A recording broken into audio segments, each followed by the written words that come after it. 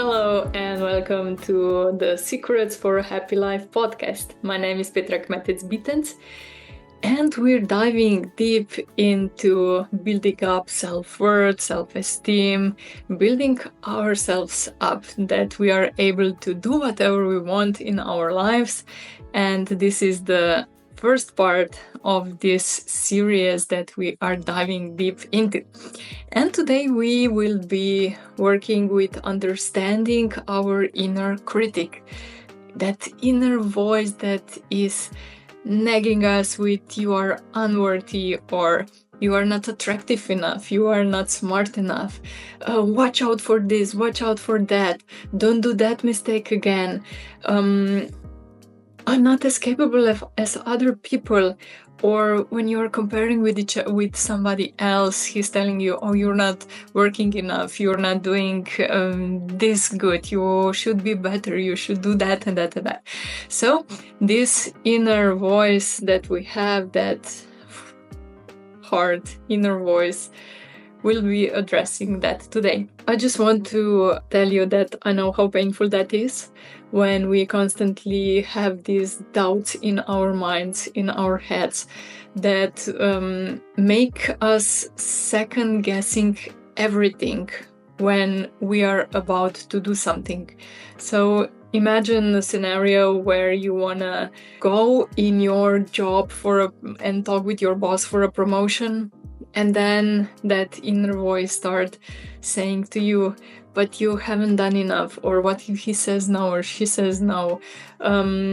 What if that happens? What if that happens? Are you sure that you are capable of doing more? Are you sure that you will be able to handle all the new responsibilities that you will get with this promotion?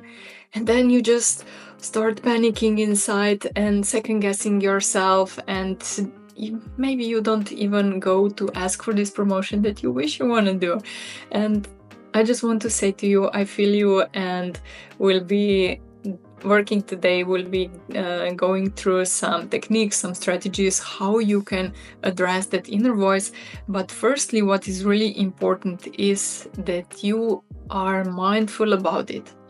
So you have to catch it. You have to catch that inner voice when it comes and it starts to nag and start to yell at you or undermine your self-assurance. So you have to catch it. And how you do that? We need to be mindful about it. And we have to know that it's not overnight process. So if you have this inner voice that is just bullying you, that is constantly criticizing you, you will need some time to catch it, to recognize it, and to deal with it. So this might lead also to overthinking and not reacting, or just staying somewhere really passive because there are so many thoughts that you have for yourself, in yourself, that you don't do action that you need to do in the outer world.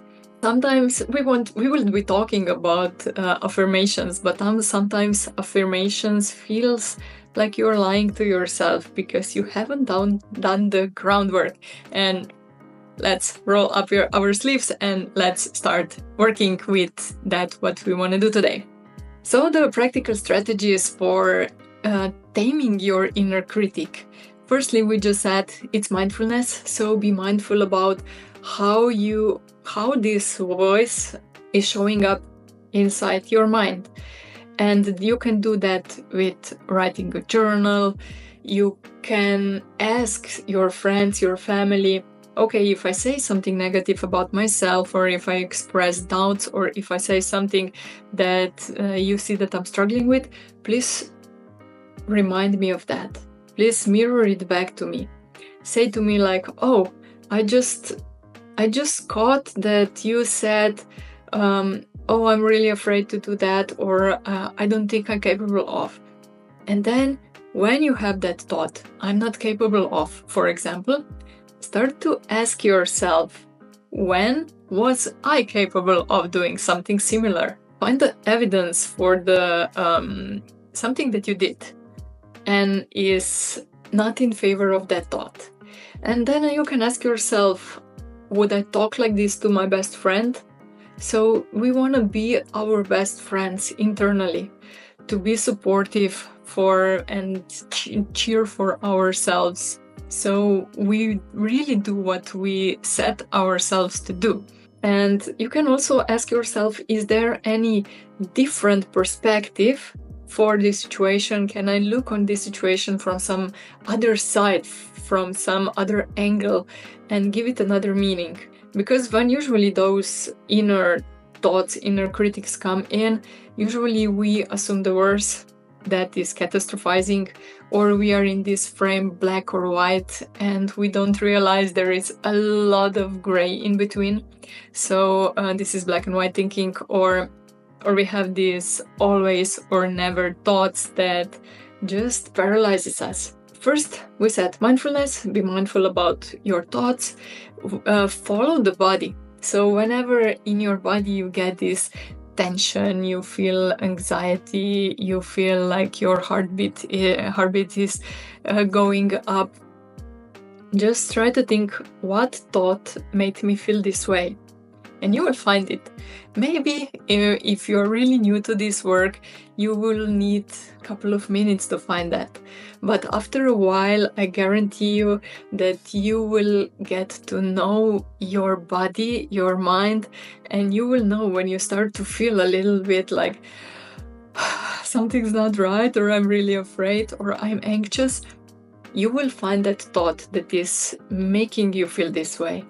And then you can ask, what evidence do I have for this thought? Is it true? Is it really true? Is it true without a shadow of a doubt? And you will find that usually it's not true. It's just something that you are used to think about yourself. It's something that are your patterns of thinking. And when we change our behavior, when we change our patterns of thinking, we change our life.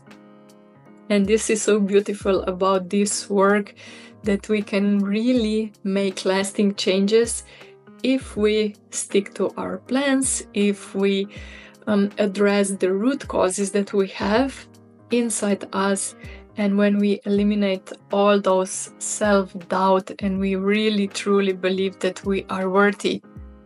Not only if or when I do that, but all the time. So when you have that negative thought, when you have this belief about yourself and you challenge your thought, try to replace it with something positive.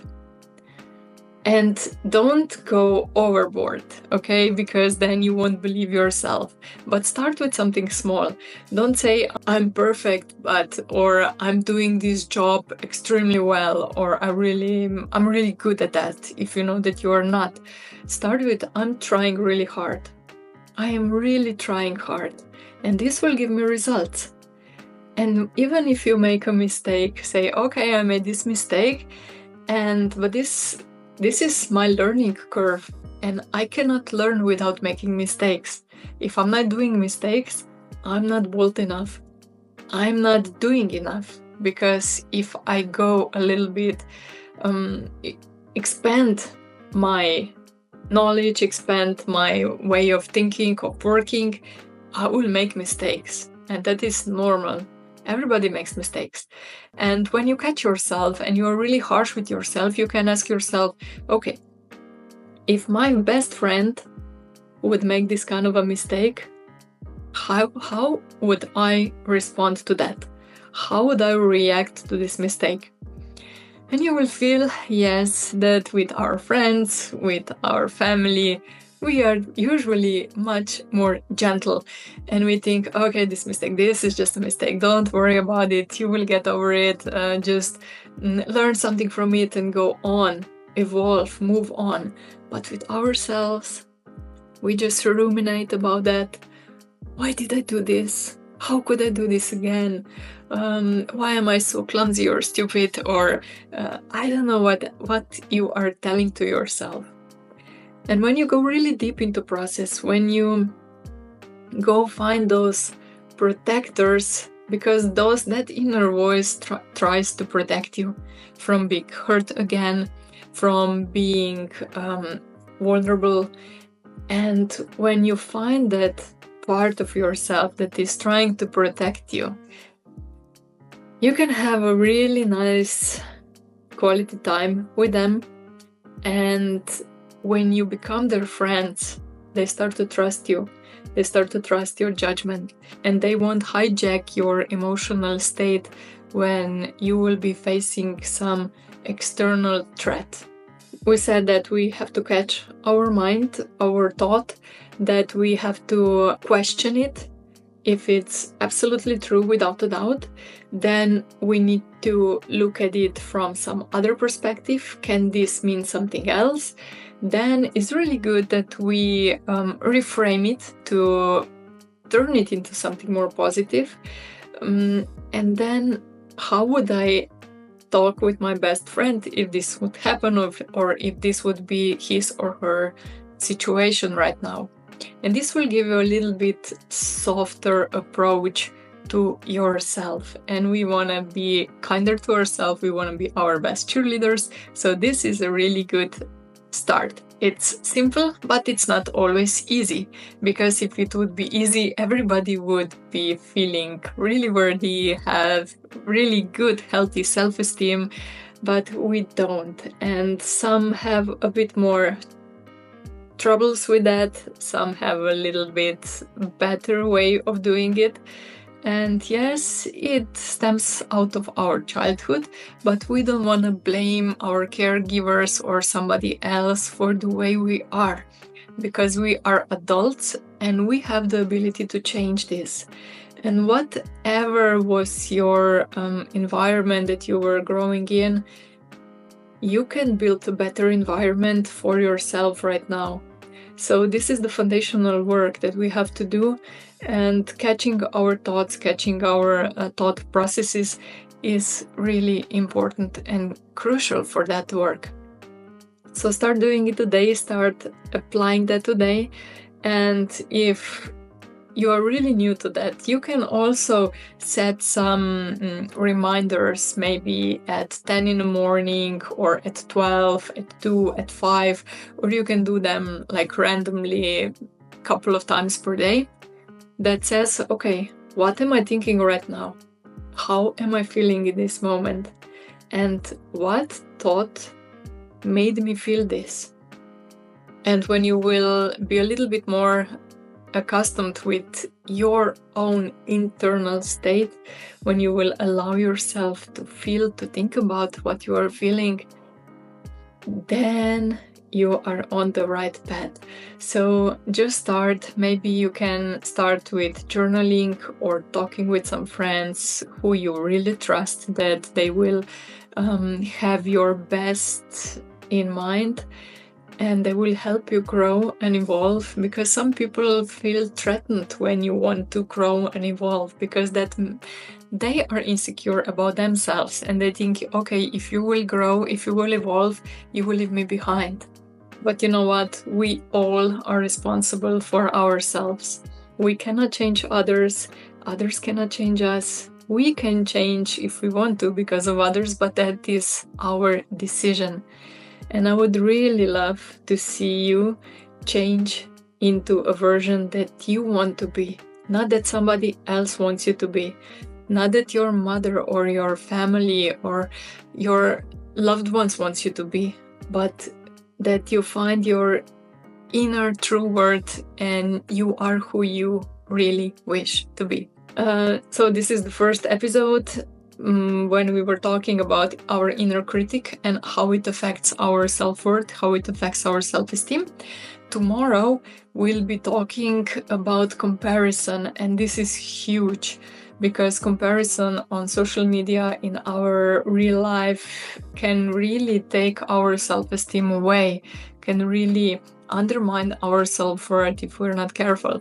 So we'll be talking how to address this, how to solve this, and how to not compare yourself so much, because we cannot not compare with somebody else because this is our human nature, but we can be a little bit more friendly with us, a little bit more gentle and a little bit more supportive. So see you in the next episode. Bye bye. Thank you for being here.